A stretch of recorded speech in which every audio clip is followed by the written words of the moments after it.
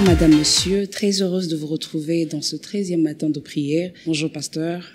Bonjour. C'était un thème vraiment très enrichissant, déviation spirituelle. Quelle est l'origine de la déviation spirituelle? Bien, merci pour la question. Donc, je dirais que la déviation spirituelle a commencé il y a bien longtemps. Tout à l'heure dans le message, j'ai parlé de l'époque déjà des églises des Galaties, mais cette déviation a commencé même au temps de Jésus, nous le voyons, à travers le pharisianisme et la doctrine des Sadducéens, toutes ces religions auxquelles Jésus était buté. Donc ça remonte à bien longtemps avant même qu'on en parle dans les livres de Galates.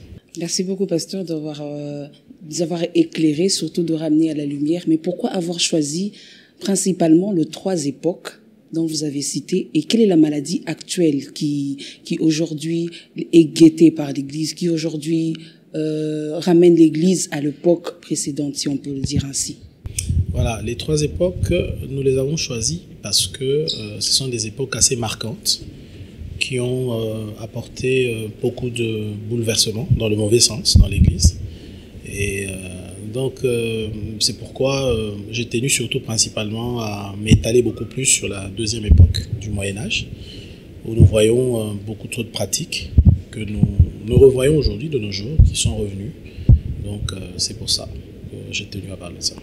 Puisque la déviation spirituelle nous guette tous et qu'elle arrive de manière subtile, avez-vous dit, comment s'en protéger? La première des choses, pour s'en protéger, il faut que le chrétien cultive le discernement. Le discernement à travers une communion forte avec le Saint-Esprit. Parce que, comme je l'ai dit tout à l'heure, s'il y a un don auquel nous devons aspirer en ce temps de la fin, c'est le don de discernement des esprits. Donc je pense que ça, c'est la première des choses. La seconde, j'ai dit, c'est approfondir la connaissance de la parole de Dieu. Parce que c'est la parole de Dieu qui est notre référence. C'est par rapport à elle que nous savons que nous avons dévié ou pas.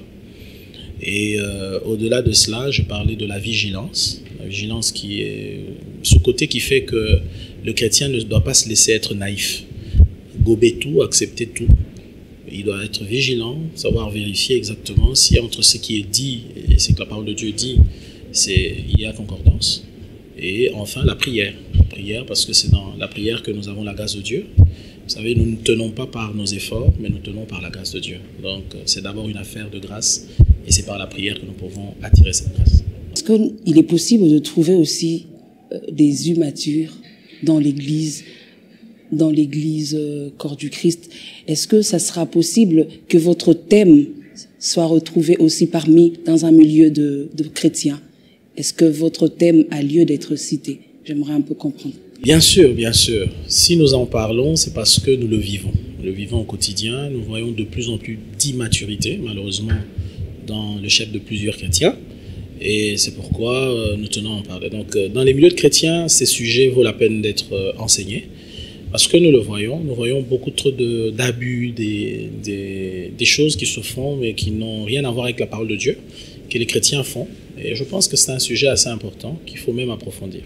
Et pour une avant-dernière question, Pasteur, quelle est la vraie définition, pouvons-nous comprendre, quelle est la vraie définition de l'immaturité?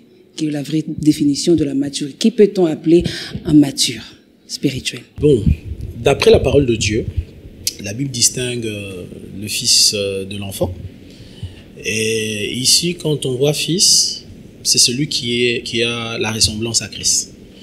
Tandis que l'enfant, c'est celui qui se recherche encore, celui qui balbutie, celui qui n'est pas encore très équilibré.